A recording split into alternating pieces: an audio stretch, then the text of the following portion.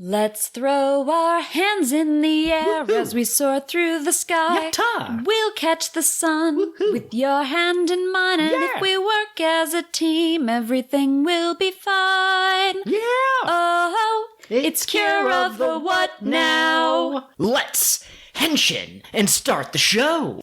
Hello, fellow clumsy teachers and stargazing students of Alzora Middle School, and welcome to Cure of the What Now?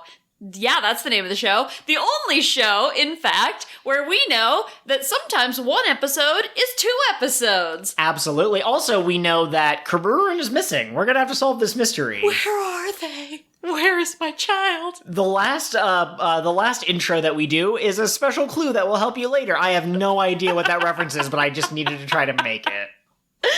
Anyway, I'm your host, Kat, and I am a man who has the power to change the weather through prayer.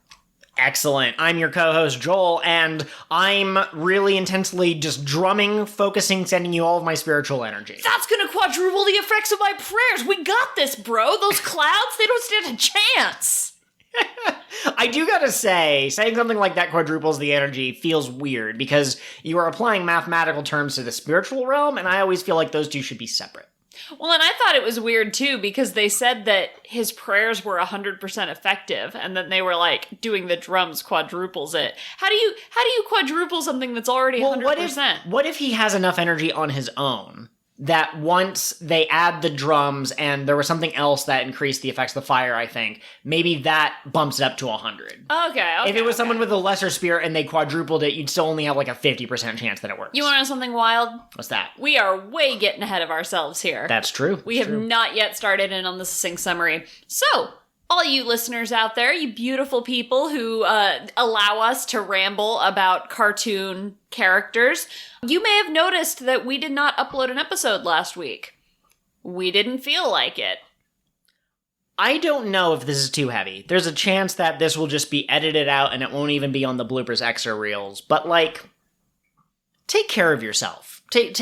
Find people who support you, find a community that you can be a part of. Hopefully we can partially be that community if you want to hit us up on Twitter about how cute Karurun is or something like that. But this last year has been tough for our household and a lot of households, and so I do apologize that the last 2 episodes have been slightly different with the weird upload schedule. We are doing our best, but I have had to come to terms with the fact that this isn't really our profession. This is something that we kind of do for fun, so we will never miss an episode, but they might come a little late. Yeah, absolutely.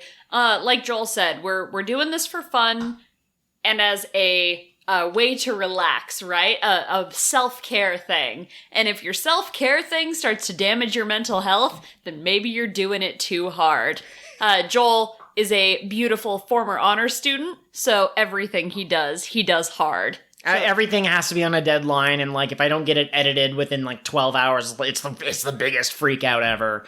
Also, if you hear slight chewing noises in the background, you're not hearing things. That's our puppy, but I think she's quiet enough and she's far enough away from the mic that you won't be able to hear it. Yeah. That quick aside, this episode is going to cover last week's episode, as well as this week's episode of Tropical Rouge, 2 episodes of Futari Wa, and then 3 episodes, the 3 episodes you promised to watch of Kira Kira. Absolutely, yes. So, Joel, do you have a discussion question for me this week?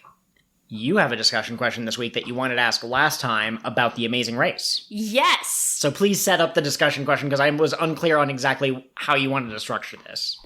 So, I'm going to give you a look inside my brain. I have ADHD.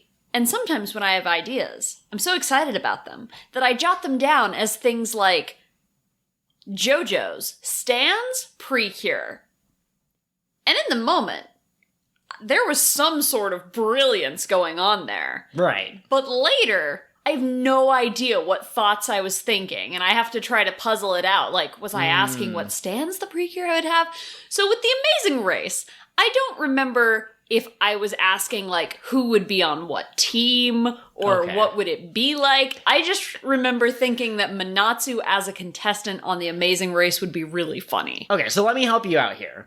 If I remember from when I used to watch Amazing Race, the teams are pairs that are trying to go around the world and solve clues to figure out where they need to go, and it's whoever gets there last gets eliminated. We have 5 girls in Tropical Rouge and the Tropical Club itself. The 5 Kiers. Karurun would probably not be helpful as a contestant. So I would assume that today's discussion question is to figure out who the 6th member is that we would add in order to have 3 teams of 2. Who gets paired up with who, and how well do they compete? So yes? Also, I want to say, Changi-Ray and Numeri are a team. They're also competing. Okay, yeah, sure. Elde is not on her own team. She she just comes along with those two. And She's she doesn't cheering help. them on. Yeah, exactly. So I would suggest, and again, with these discussion questions, the way I kind of envision them is that we each have our own answers. We don't have to, like, collaborate and come up with, like, the perfect answer. But in my world, I think that Asuka and the student council president should be on the same team, obviously.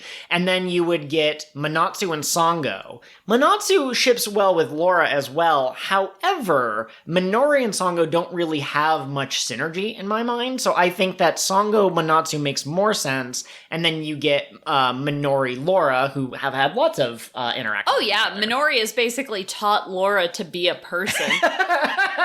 So your answers were very similar to mine. I'm going to go a step further with the Asuka Student Council President thing, because that was the first place my mind went, but how do we contrive this? Why are they competing together on a team in this amazing race? And what I think happened was Manatsu saw an ad for, middle school amazing race, sign up now. And she went, this is amazing. The Tropical Club has to do this. We're all on board. And she brings it to the Tropical Club, and Asuka's like, yeah, okay, cool. So who's on whose team? And Manatsu goes, yeah, I've already paired everybody up. And Asuka looks around and she goes, there's 5 of us. And Manatsu goes, I got a volunteer for you. Okay. And it turns out the student council president did not volunteer. Manatsu just signed her name up on the form. I really like that. Did Manatsu sign her up on the form because she knows that these two used to have a relationship, or does she ship them? Does she think that this is going to, help spark romance between them? She's too stupid to have recognized the tension that exists. I love my girl Manatsu, but that's who she is. She's very stupid. But I think that she noticed that they had, quote unquote, a lot of fun on the quiz show. Okay. And she thought they would have a lot of fun. So she has an instinctual understanding, but she couldn't put it into words, and nor does she understand what it actually means. Yes, absolutely. Okay. Meanwhile, Laura totally is like, yeah, we're going to get them together. They're going to kiss. So I think with the teams, how do they do? I think Manatsu and Sango would do okay. I think Sango would have a hard time speaking up when Manatsu, makes assumptions. So I think Manatsu and Sango are getting eliminated first out of the 3 of them. You know how Zoro from One Piece got lost going down a straight hallway? Yeah. That's Manatsu and Sango. Manatsu would very boldly be like, we have to go this way. And Sango would go, are you sure?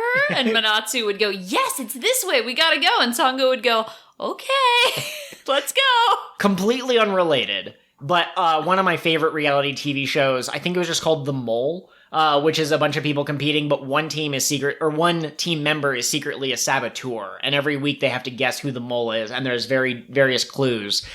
And there was one episode where you had to answer a bunch of questions, and if you answered A, you would go left down the street, and if you answered B, you'd go down the right way of the street, and there were 3 of these questions in a row, and depending on which ones you answered, you'd go to a different house, and the correct house had $50,000 in it or something, right? But the other houses had bupkis, they had nothing. And the 2 people who were trying to solve the puzzle were I think that Jeff, or whoever his name is, would definitely say A for this question, and they did that. And then at the end of the competition, Jeff went, oh yeah, I just filled out the form randomly. I didn't even think about, what the questions were. And the other 2 were so he's gotta be the mole, because, who does that? Who would do that so randomly? And that's Manatsu. Manatsu would just, I made a funny smiley face on the painting, on the picture. Oh my goodness. Yeah, so, kind of a cute story, maybe. I don't know if you know this, but, my mom and I one of the things that we did together, because I spent most of my time with my dad, but one of the things I did with my mom piloting giant mechs was we watched The Amazing Race together. That was like our show. And so when I was a kid, it was always my dream that my mom and I would go compete on The Amazing Race as a team.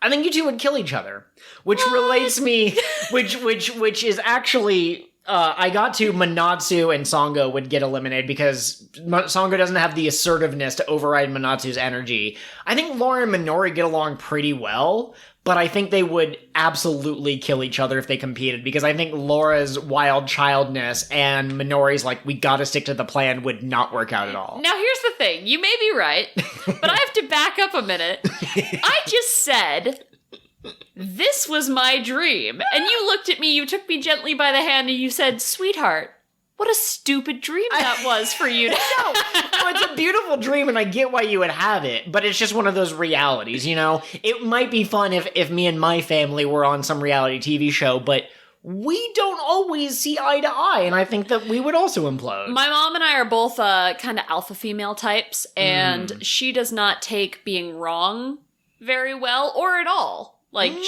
we argued about Squidward's name for an hour, and at the end of the day, I Googled it and proved his name was Squidward, and she still didn't believe me. This was when I was like 10. So, I would be like, and I'm always right, obviously. So I would tell her the right answer, and then we'd get lost because she wouldn't want to listen to me. So you're right. Absolutely. And I think that about wraps up the discussion question. We have a lot of ground to cover, so we will start with Tropical Rouge, as we do. The first of the two episodes that we watched, episode 25? Yes? And to be clear, it definitely matters which order we discuss these in, because there's continuity in this show. Ah, yeah, that's true. So the first episode we watched, they are doing classroom observation, which basically means the students' parents get to come in and see how they interact at school. And they find out that Miss Sakuragawa, their beloved teacher for Sango and Manatsu and Laura, and also their advisor for the Tropical Club, her dad is going to be there for the observation, and she's super nervous. And Manatsu comes up with the brilliant idea, you know what, he probably wants you to quit being a teacher to go take care of this apple orchard that he's been running for years and he's about to retire from. So Miss Sakuragawa spends the rest of the episode freaking out, trying to make the best impression possible, because she's a bit of a klutz, and it does not work out, but that's okay, because Manatsu pulled this idea out of thin air and it was wrong anyways. So that's that first episode that we watched. I have not had the experience of having my timeline on Twitter be horny for Tropical Rouge. I have heard, apparently, that those types of fans exist, especially if, like, a swimsuit episode happens. That has not graced my timeline. We don't follow those sorts of people, typically. Sure, yeah. I mean, I follow lots of PreCure people, but I didn't assume they would post that stuff, and I was right. They did not. But this episode did slightly increase. It's not lewd, it's not PG-13, but just kind of like slightly suggestive pictures of this teacher. And I gotta say, if you're gonna pick a fictional character, she's an adult, so it's not weird at all, on any level. Mm-hmm. It would be like looting the Mermaid Queen. Yeah, she's an adult. Yeah. So, what did you think of this episode? This episode made me very angry. Okay. Because the beginning of this episode seemed to pretty clearly imply that it was going to be a Sango episode. Yeah. She was the one who noticed that Miss Sakuragawa was acting oddly. Mm-hmm. She was the one who was kind of like very clearly thinking about Sakuragawa's feelings. And then it was nobody's episode. True. But B, actually, one of my mutuals on Twitter put it the best. The Ivanhoe said, it wasn't so much a Manatsu episode as it was an episode where Manatsu was the loudest. Okay. I could see that. So, I really feel as though Tropical Rouge is trying to play it safe and not have character arcs, because last season they had a character arc planned out for Hinata, and all of those episodes got cut due to COVID. And so I feel like this season they were like, look, we're not going to write arcs for anyone. We're just going to have a good time. And that way, if we have to cut anything, it won't show in the show. But the end result is nobody is growing or changing. And we have this cast with quite a few people in it, but only 2 of them ever get the focus. So the other ones just kind of feel like paper dolls that are being moved around in the background. Yeah, I think I've described this before, but very briefly, I have something that I call the rarity problem based off of My Little Pony Friendship is Magic, in which there are 6 main characters, and one of them, Rarity, is supposed to represent generosity. And in episodes about her, where she's the center, she's very generous. But I would argue that in episodes that don't center on her, that are about Pinkie Pie, Twilight, any of these other characters, I feel that Rarity in the background is kind of being a little selfish and the opposite of generous. And there's a debate to be had there, right? My opinions are opinions. But I almost feel like that's kind of what this show is doing, sort of. Like episodes about Sango kind of like show her for like a second. Like, we're going to show you slightly more Sango than we did last week. But she's still not going to be the center of the episode. That's the thing, though, right? Like, the Rarity effect doesn't even apply here because Rarity's episodes were focused on her. I guess like, maybe one of the other cast members would come in, but, you know, just let Sango have an episode. Sango is actually still my favorite character, and I think that she could be the most interesting character. But nothing.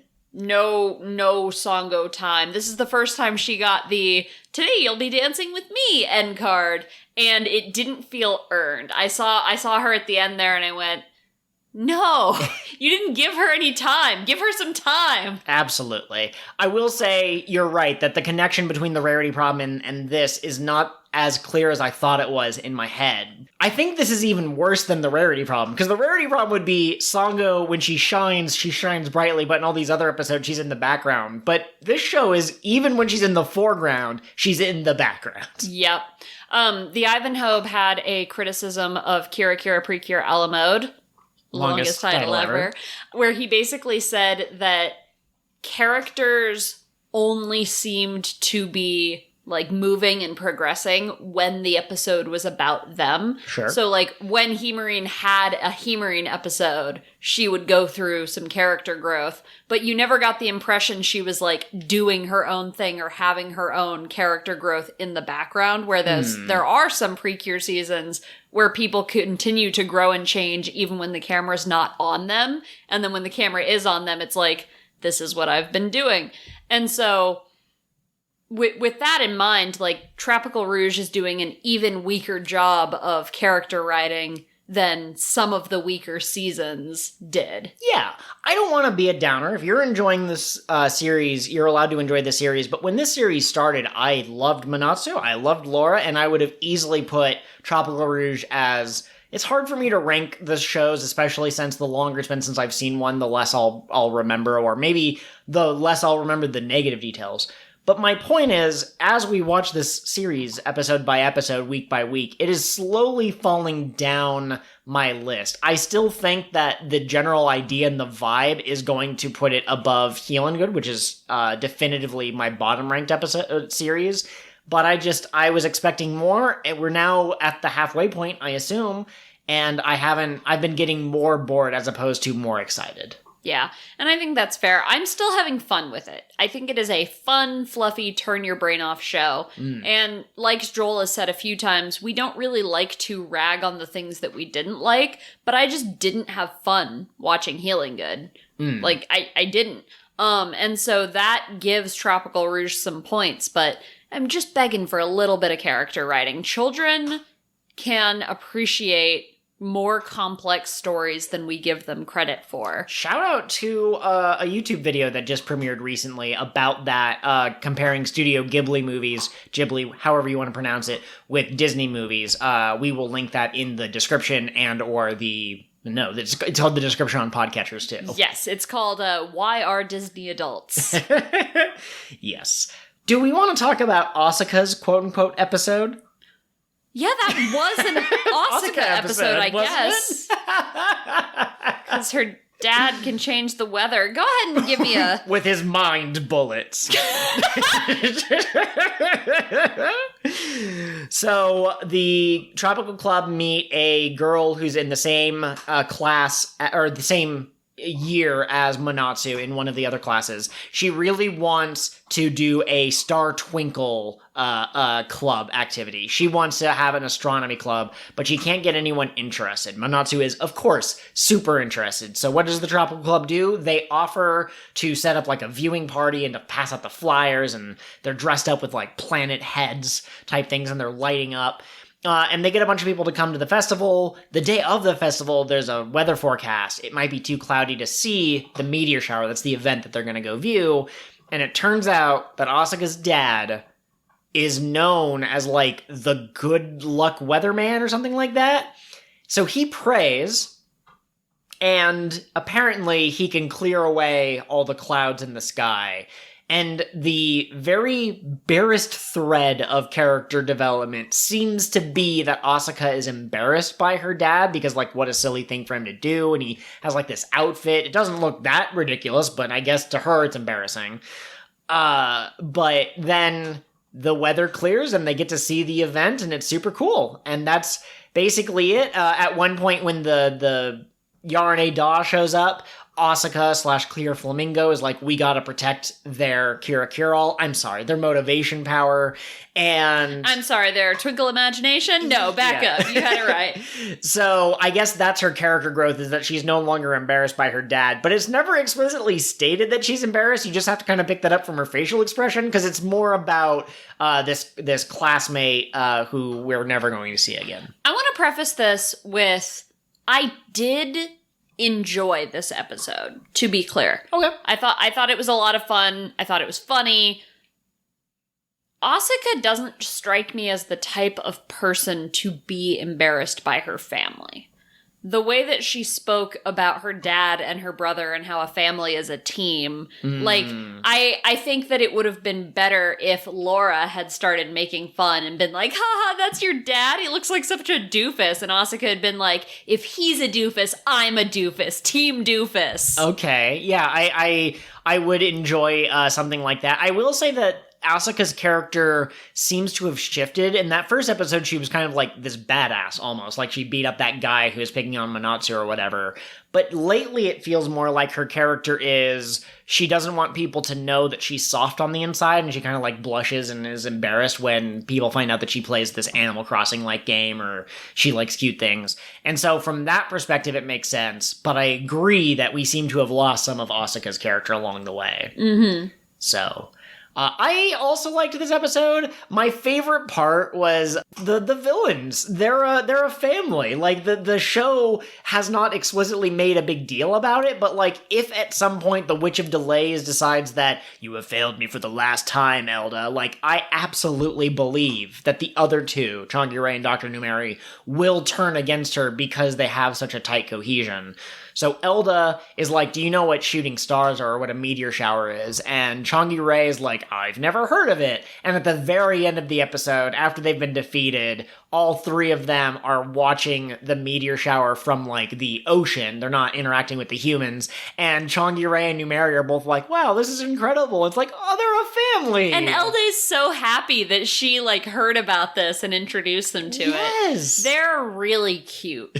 And I hope we get some story soon. Maybe we can develop their family bonds.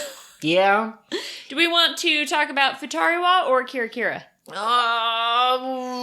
Let's go a little bit more in depth with Futari Wa first. Okay. So, again, we watched 2 episodes. I believe it's 25 and 26. I am too lazy to look it up, and as Catherine pointed out, it doesn't really matter, because by the episode description, you'll be able to tell what episode we watched.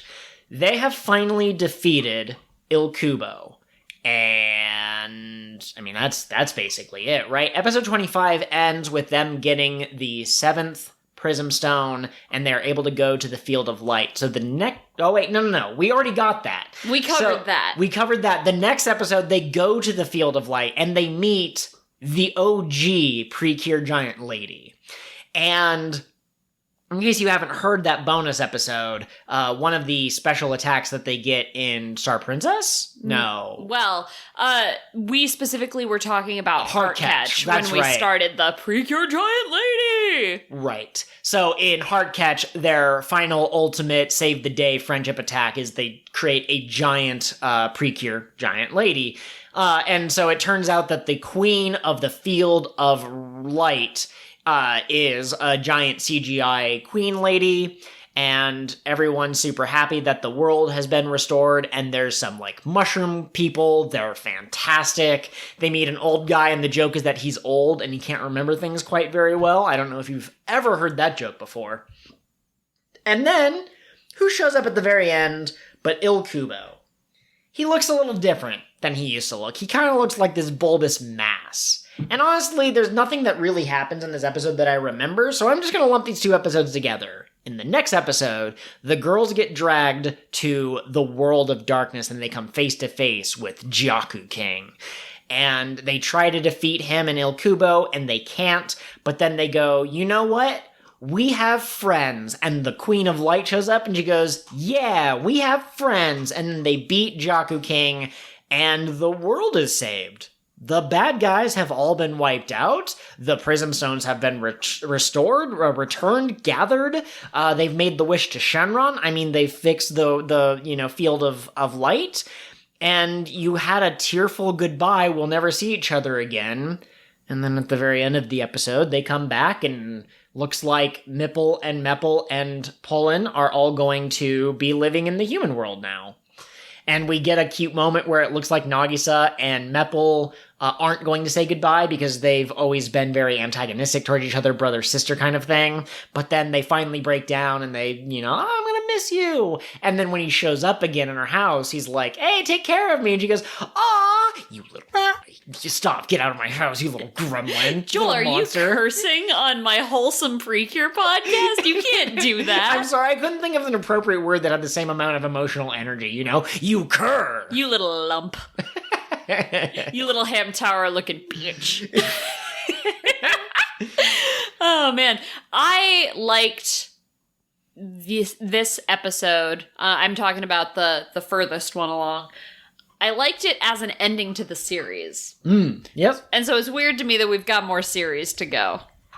Absolutely. I have no idea how more bad guys are going to show up. I have meta knowledge. I know that there are, 23 more episodes or however many, but I have no idea. There was no, foreshadowing that, as Jakku King was being destroyed, he was like, avenge me, brother, or something like that. We have a bonus episode we're going to record in which you're going to tell me that was the end of the season, and I'm going to go, no, it wasn't. But if you had told me this was the end of Futari Wa, I would have believed you. Yeah, absolutely. I don't have much to say. We had an episode with Ilkubo earlier where I complained that the animation wasn't very good. It didn't feel like the PreCure team had stepped up their game in terms of, fighting harder. And in this episode, I feel as though we did get those animation boosts. You had this scene where, a Cure Black kind of, after image, flashed away, kind of like in Dragon Ball Z or something, and punched this dude from behind. You got some nice, ora, ora, ora, ora. Again, it felt like a JoJo's reference. You had a scene where the bad guy, where Ilkubo in his monster form, spikes Cure White, and she's going to land on Cure Black, and she spins out of the way by, pirouetting in the sky so that she doesn't land on her, and, I liked that moment. I don't think it's physically possible, but, at least the spin looked like she was doing something. Absolutely. I would big agree. I had one quote that I wrote down that I actually really liked. They are fighting Jock King. And who, by the way, has eaten Ilkubo or destroyed him because Ilkubo might have accidentally destroyed the Prism Stones. Right, and they're furious. They're like, how could you do this to your friend? And together they say, I don't care about darkness or fate. We just want to protect what we care about. Yes. And I think that's cool. That very much is in line with how the characters are. Nagisa is not a big thinker. She has never been in this to save the world. She started doing it because there was a little creature in danger, and now he's attacking our school, and now he's attacking our school trip. And now that you and I have together seen all of the pilot episodes of each season, even if we haven't finished all of the different seasons, that is a core component of most main cures, the lead cure of each season, is they usually stick up for the fairy or some helpless creature, and that's kind of the bond that creates the transformation. I like it a little bit. I like it, but I don't like it as much as I could because I think that the reasoning feels a little weak. Again, this is a show aimed for children, so I get that maybe they kept the message pretty simple, but they tell Jaku King, who wants to destroy everything. He wants to kill all humans, all pets, all fairies. They tell him it would make Mipple and Mepple sad, which is true. But you also have parents and pets and, that sort of thing. So I think that they should have been like, we won't let you hurt anything. Like, they could have been a little bit bigger than just that. Yeah, at the same time, I could kind of get where they're coming from.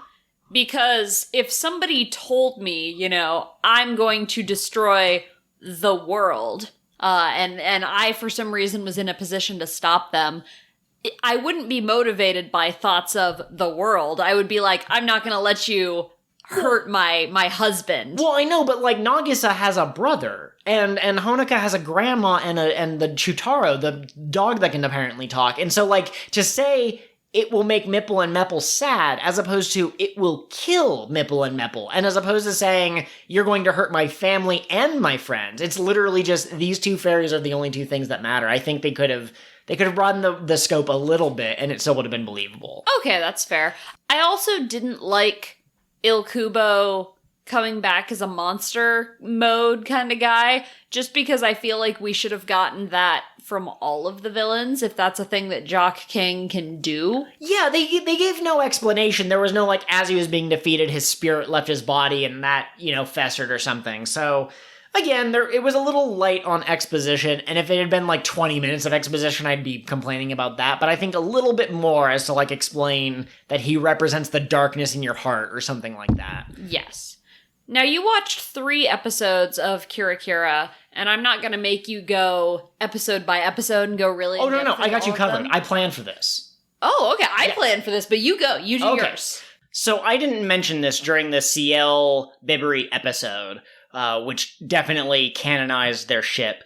But at the end of it, Ciel's crystal rock transformed into a Pegasus. What are the crystal rocks? I don't know. They found 7 crystal rocks after they defeated Rio in an underground lair that belonged to the legendary Super Saiyan. PreCure. Yeah. Okay. To the first. to the first. Densetsu no. Yes. So these crystals are of unknown origin, but it's basically as they learn more about themselves or as their power grows, they will transform and reveal a secret.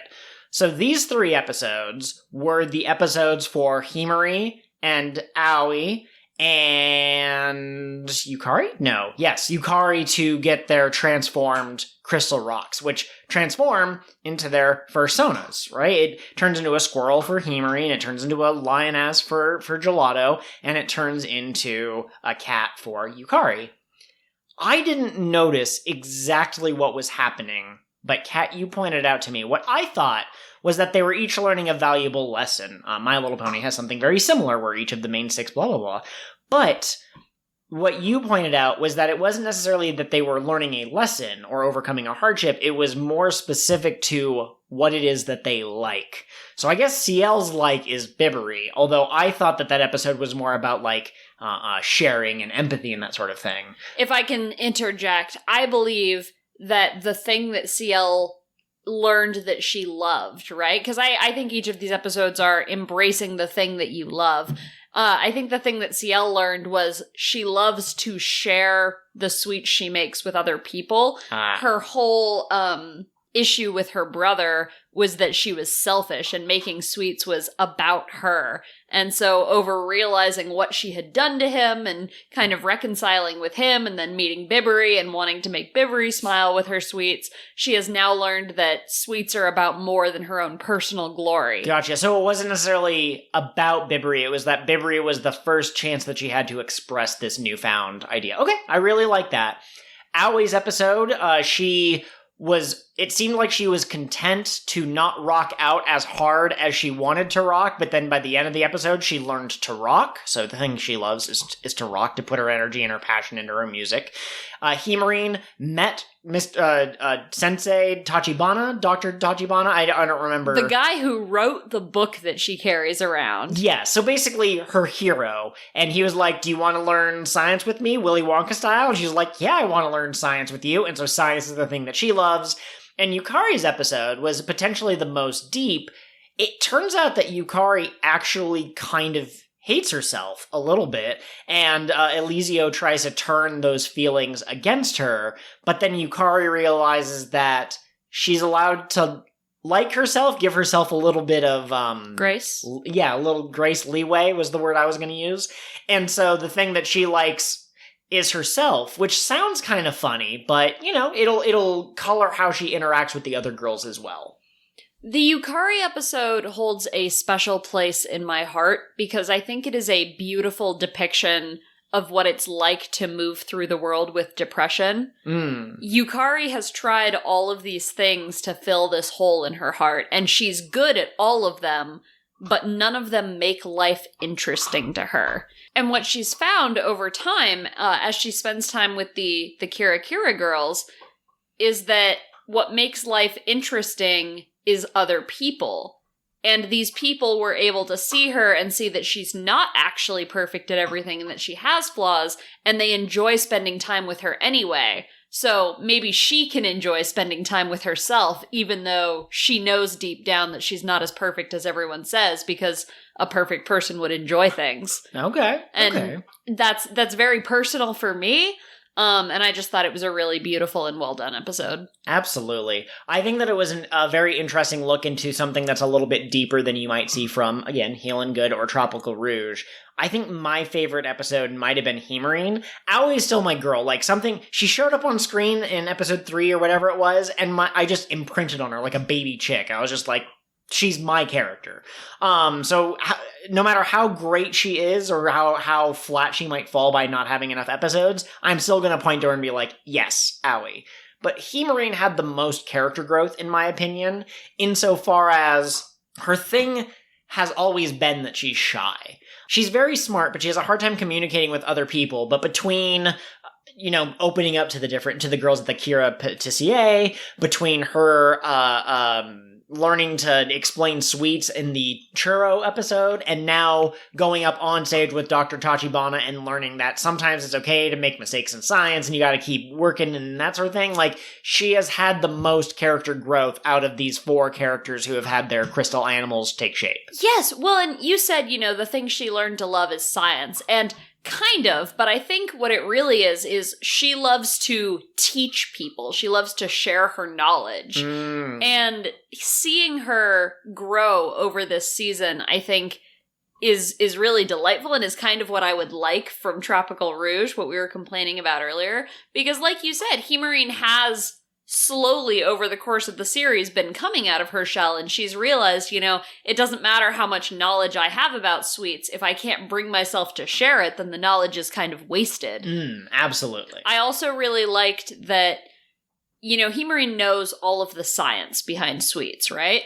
But at the end of the day, their cake still fell. Right. And so Himari was really upset. She felt like it was a failure. She wanted to apologize to the crowd. And Tachibana Sensei says, no, this isn't a failure. Science is about trying things, and baking is about putting your heart and your feelings into the thing you made, and you did that. So this was a huge success. And then she's able to show everyone, like, this is how you can rescue or reuse a failed cake. It fell, but we're gonna crumble it up with some cream cheese frosting and make cake pops. Yes. And, like, good for you, Himari. It was an excellent episode. There's something about, because, you know, the colors of different cures generally follow kind of patterns. The blue one tends to be the academic one, or the one who is kind of like quote unquote perfect, and the red ones tend to be like fiery passion. I don't know what I thought yellow cures were, but I always assume that I'm not going to like yellow or orange cures, but Himari has really grown on me in a way. Like, I saw Aoi, I was like, I like Aoi. Himari, I saw her, I'm like, she's okay, but the more I see her, the more I like her. I think that's kind of the Kira experience. Everyone I see on Twitter talking about Kira seems to talk about how Himari is their favorite. Which is funny, because, you'd think that it would be like Akira or Yukari. Those two kind of are the standout characters to me, but I am historically terrible at guessing what people are going to like. Yeah, absolutely. So I guess really quickly to go through the checklist, the only two people who are left, I believe, are Akira and Ichika herself. Ichika will probably be last. It seems to be a pretty well-established pattern that the main cure either gets the new power-up first or last. And if it's last, they have a more traumatic or dramatic episode with it. See Star Twinkle, Hikaru had a pretty intense episode. So I assume that Akira's is going to have to be something involving her little sister. That just seems obvious. I don't know if she will learn something more about what she loves or if it's just going to reaffirm that she loves her sister. I have some foreknowledge, and so I wonder if this is going to be where she starts to realize that she loves taking care of people or helping people that need help.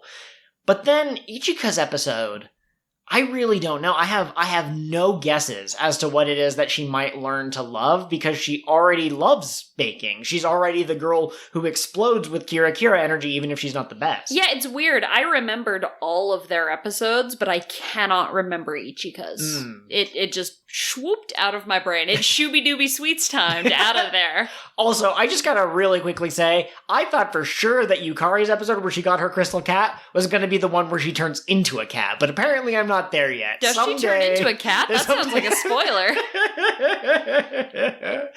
Absolutely. I think that's about it. They also did the dark PreCure type of thing for about half a second with Aoi in her episode. She turned into a werewolf. Yeah, basically. Eliseo, and I guess Rio did this earlier in the season, but I guess people in this show can just take away people's emotions. Not to get, maybe you watch My Little Pony, maybe you don't, but in Friendship is Magic, there's an episode where Discord tries to turn the girls against their element. He tries to show Applejack that honesty is not always the best policy, and he tries to show that Rarity that generosity is not always good, and he tries to show Pinkie Pie that sometimes laughing is not that good. And he tries to corrupt Fluttershy, and she just kind of rolls with it. He's like, don't you think that you kind of suck? And she's like, I guess I kind of suck, but it doesn't really bother me because I have my friends. And he gets angrier and angrier until eventually he just boops her and takes away her element. And I feel like the Kira villains can just do that. They can just go up to Ichigo and go, boop, you have no feelings anymore. So we've talked before about the differences between fan subs versus the official Crunchyroll subs. And Ichika in the fan sub was even more like, oh, that's ice cold when she's talking to Aoi, because the thing that kind of gives Aoi her despair moment when she runs out of the street and is confronted by Eliseo is that the gummies she makes with the girls turn out too hard after there wasn't a big crowd at her concert, and Ichika goes, these gummies are just like you. And she goes, you mean I'm a failure? Sorry to curse, but, and something about the language in the fan sub versus the Crunchyroll one, like, it was even clearer that she was saying, like, these gummies suck, and they remind me of you. See, I didn't get the impression, I mean, maybe this is because I didn't watch the fan subs, but I didn't get the impression that Ichigo was legitimately trying to say they were bad. I think she was trying to say they're different, but that's okay. Yeah, no, absolutely. But like when I read that when I was watching it originally, I was like, oh man, she's gonna take that the wrong way. And then she did. Now, I do want to ask you really quickly, what is the thing that actually... So at the beginning of the episode, Aoi is going to this, rock concert. One of the people there is the band that inspired her to get into music. And she runs into her, I can't remember her name, Miyuki, I think? Maybe? Or no, that's the Fresh. Let's pretend that it's Miyuki. She goes up to Miyuki and is like, I'm so glad to be here, you rock. And Miyuki basically is like, oh, I thought you wanted to rock harder than that. And she walks off, and I'm slightly confused. Aoi tells her idol, who is basically sees Aoi as like a young her, right? She tells her, my dream was to be on the same stage as you.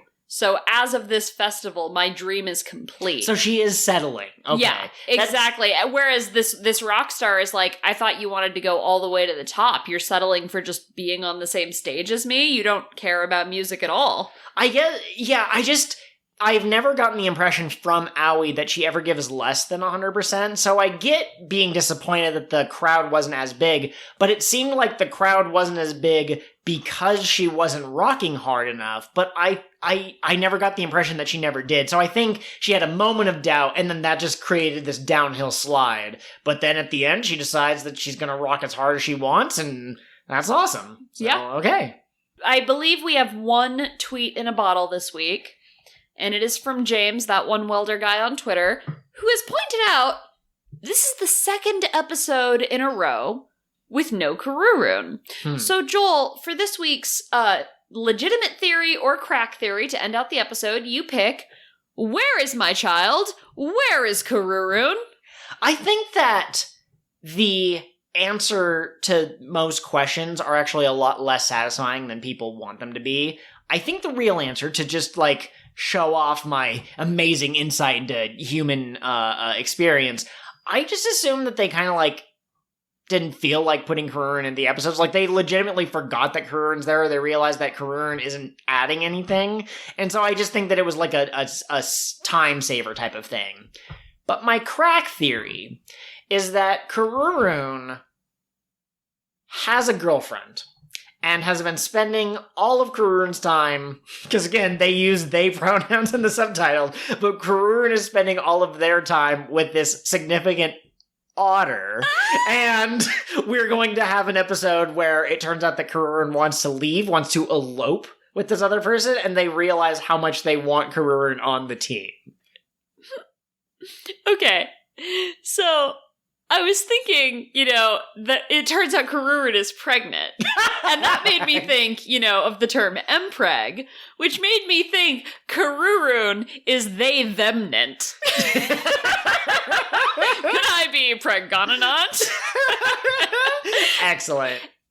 My theory is that Kururun is not just a Kururun. When they don the hat, they become Agent Kururun. The fairy seal. Okay, I like that. And somebody is going to, at some point in one of the future episodes, turn around and go, oh, there you are, Kururun.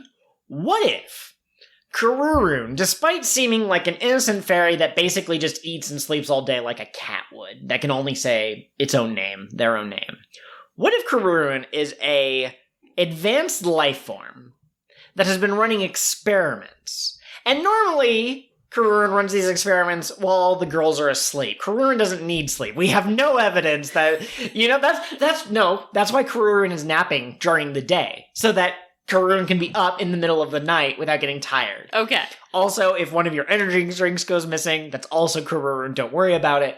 But what if, doing an experiment, Kururun accidentally sucked themselves into the computer? Oh my god. So Minori goes to answer an email, and it pops up, and it's Kururun, who can talk now, by the way, and goes, Minori, I'm trapped in the computer, you've gotta help! And then the line goes dead, and they have to try and find the Kururun. Okay, I've got one more. Brace yourself. Kururun is lactose intolerant, but drank a milkshake, and he's been pooping nonstop for 2 days. And that has been your do final thought. Outro goes here. Thanks for listening, everyone, and don't forget to Tropica Shine. You'll be Kururun with me today. Kururun. Ha-ha! What a great episode of King of the What Now, your One Piece podcast that started from the very beginning and stars these two doofuses. If you want to follow us on social media, Twitter is the best place to do that. I am at KOTWN_pod. And I am at Pirate Ghost Host. Absolutely, yes. We share all sorts of thoughts on there, some related to the podcast, some related to other things. But you can also reach us through email at kingofthewhatpod@gmail.com, or you can also find us on Patreon. We would love some subscribers or supporters, whatever the technical term is. Patrons. So fancy and grown up.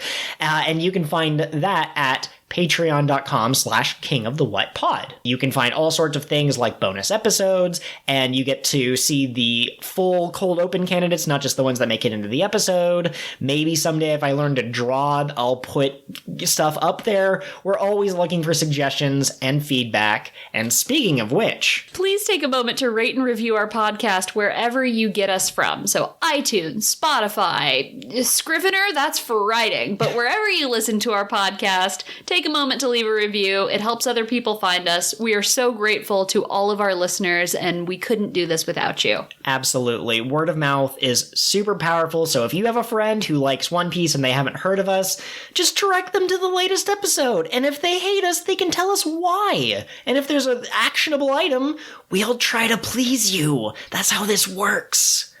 Thank you, everyone. Have a great day.